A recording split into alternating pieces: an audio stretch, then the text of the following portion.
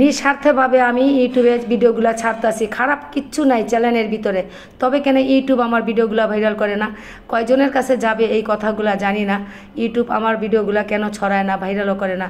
যাদের টাকা পয়সার অভাব নাই তাদের ভিডিওগুলো ভাইরাল, আর আমরা গরিব মানুষ হইয়া এত কষ্ট করে আমি নিঃস্বার্থভাবে ভিডিও ছাড়লাম, ইউটিউবের কেন মায়া হয় না? আর কয়দিন পরে তো ভূমিকম্পর মারাই যাব, প্রতিদিন ভূমিকম্পে ধাক্কা দেয়, আজও কিন্তু ভূমিকম্প হয়ে গেল। কেন ইউটিউবের মায়া হয় না যে এত কষ্ট করে ভিডিও বানায়? তাই আমার অনেক কষ্ট লাগে। তাই তো খাওয়া দাওয়া করলাম বাইরে, ডাইল ভাত, ডাইলের ভর্তা, এটি খাওয়া দাওয়া কইরা ঘরে এসে চা খাইলাম।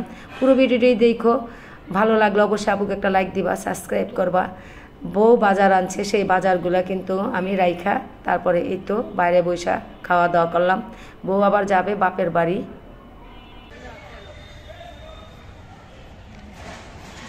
সুন্দর করে যা পানি খাইয়ে আমার লাগে একটু পানি খাইয়া হলো ভিডিও করে না, আমি এখন মানা করে দিচ্ছি। বন্ধ করে দেবো, বন্ধ করে দেবো। আমার করে লো, আটটু করে লো। চুল এই যে এই যে অনেক তোমার গাউ উড়ে গিয়ে পড়ছে, এমন তো আইছি বিয়ে লাগানো ডালে ভর্তা দি ডালে ভর্তা ছুটকি হতা এই আর চুল না করতে পারে কো আমার তোলা আর ওই সিনবারে চিনতে যা চুল বলো কার তুলে লাভ আমার তা নি করতে পারি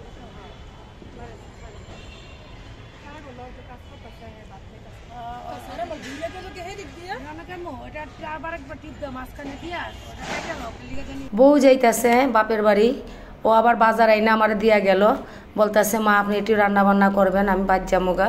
তো ও আবার কথা বলতেছে যে আমি আজকে আসবো না, তো আজকে না আসলে যদি বড় ভূমিকম্প হয় তবে আমি নাতি লইয়া ঘরে মরে যাবো, তো সমস্যা নাই। তো ইউটিউবে হয়তো খুশি থাকবো যে আমরা কিছু লোক হারাইছি, কিন্তু আমাদের তো কষ্ট লাগবো যে আমরা এত বছর যাবৎ ভিডিও বানাইতেছি, আমাদের খুব কষ্ট হয়।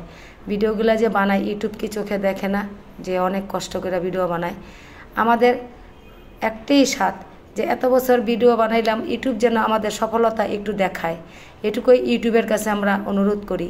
অনেক মানুষ রাইন্দা কাইন্দা তারপরে যায়, তবে আমি তো বয়স্ক মানুষ, অনেক ভিডিও বানাইলাম, খুব সুন্দর ভিডিও, কেন ইউটিউব আমার ভিডিওগুলো ভাইরাল করে না? এটি আমার সবচেয়ে বড় দুঃখ আর কষ্ট।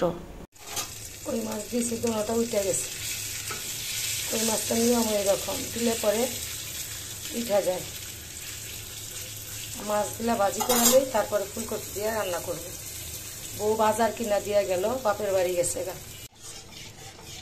ফুলকপি দিয়া কই মাছ দিয়া রান্না করবো।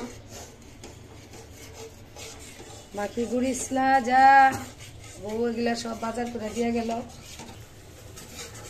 মাছটা ভাজি করার মতো শক্তি নাই যে ভাজি করব।